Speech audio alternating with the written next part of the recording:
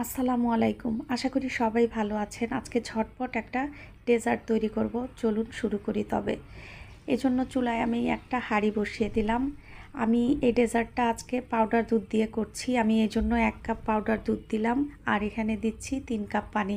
আপনারা চাইলে কিন্তু এটা লিকুইড দুধ দিয়েও তৈরি করতে পারবেন। সেক্ষেত্রে 4 কাপ লিকুইড দুধ নিয়ে দুধটাকে 7-8 মিনিট জাল করে একটু ঘন করে নিতে হবে। আমার যেহেতু এখানে 1 কাপ পাউডার মিল্কের জন্য 3 কাপ পানি দিয়েছি, তাই আমার দুধটা কিন্তু মোটামুটি ঘনই হয়েছে। এখন এখানে আমি হাফ চা চামচ দিলাম এলাচের গুঁড়ো আর দিচ্ছি এখানে অল্প কিছুটা জাফরান। এবার এখানে আমি 1 চা চামচের মতো হলুদ রঙের ফুড কালার যোগ করে দিচ্ছি। এটা অপশনাল, চাইলে দিতেও পারেন, স্কিপও করে যেতে পারেন।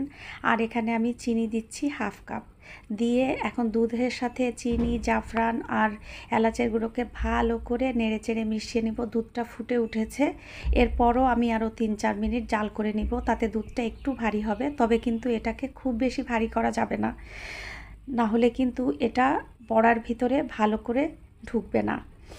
আর যদি হচ্ছে লিকুইড দুধ নেন তাহলে কিন্তু এর চেয়ে আরও একটু বেশি, আমি এটা 4 মিনিটের মতো জাল করেছি। লিকুইড দুধ নিলে 4 কাপ যেহেতু নেবেন, আপনারা 7-8 মিনিট ফুটিয়ে নেবেন। এবার আমি দুধটাকে গরম অবস্থায় চুলার উপর, চুলাটা বন্ধ করে ঢেকে রেখে দিলাম। একটা মিক্সিং বোল নিয়েছি, এখানে দিলাম আমি 3টে ডিম আর অল্প কিছুটা লবণ।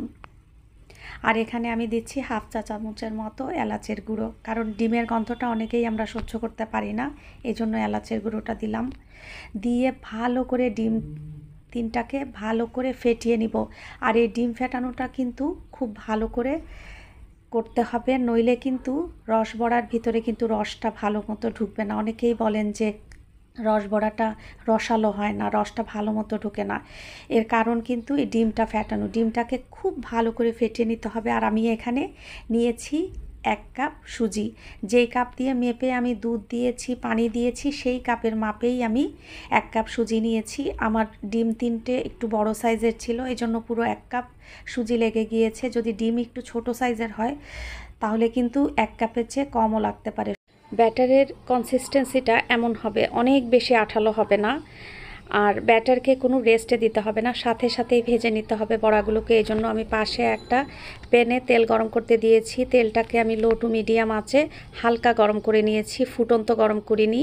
আর এখান থেকে অল্প অল্প ব্যাটার আমি হাত দিয়ে বড়ার আকৃতিতে প্যানের মধ্যে দিয়ে দিচ্ছি। আর এখনও কিন্তু আমার জালটা কিন্তু লো টু মিডিয়াম আছে। আর এই অবস্থায় আমি এই বড়াগুলোকে খুব বেশিক্ষণ সময় নিয়ে ভাজবো না, জাস্ট 1 মিনিটের জন্য ভেজে নিব। প্রথমে আঁচটা একটু কমিয়ে রাখবো, লো টু মিডিয়াম, তারপরে আঁচটা বাড়িয়ে দিব। আর 1 মিনিটের মধ্যে উল্টে পাল্টে ভেজে এগুলোকে গরম গরম দুধের শিরার মধ্যে দিয়ে ঢেকে রেখে দিব। বড়াগুলো গরম থাকবে আর দুধটাও গরম থাকতে হবে। দুধটা যদি এরই মধ্যে ঠান্ডা হয়ে যায় তাহলে চুলায় জাল ধরিয়ে দুধটাকে আবারও গরম করে তারপর দুধের মধ্যে এই বড়াগুলোকে দিয়ে দিতে হবে। আর বড়াগুলো দেওয়ার পর আলাদা করে কোনো জাল করে নেওয়ার দরকার নাই, জাস্ট গরম শিরার মধ্যে দিয়ে বড়াগুলোকে ঢেকে রেখে দিব। আমি আধা ঘন্টার মতো রেস্টে দিয়েছিলাম, তারপর এখন ঢাকনাটা খুলে দেখছি বড়াগুলো দুধ শুষে নিয়ে মাশাল্লাহ সুন্দর হয়ে গেছে।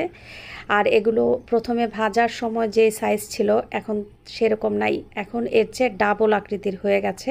আর যেহেতু এতে আমি ফুড কালার ইউজ করেছিলাম, দেখাচ্ছি একটা, দেখুন আগের চেয়ে এখন ডাবল হয়ে গেছে।